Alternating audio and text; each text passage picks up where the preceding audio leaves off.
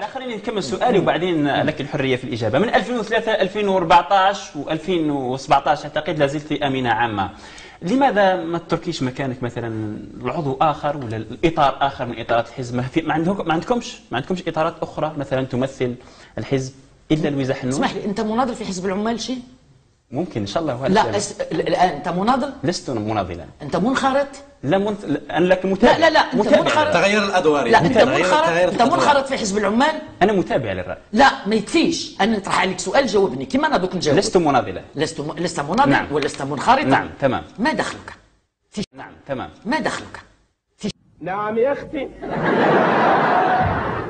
لا رجع اللي يتمادى يلقى الجواب نتاعو. هذا تمادي وهذا يعني توقح. جيد. طب حد فيكم كلمها بقى، بلاش انا اكلمها. اللي تحدد واش دور تاع الناطق الرسمي في حزب العمال. رجاء ما حددتش. وعلاش انت اللي حددته. وفين رجال رفاعة الطهطاوي؟ فين ايام رفاعة الطهطاوي؟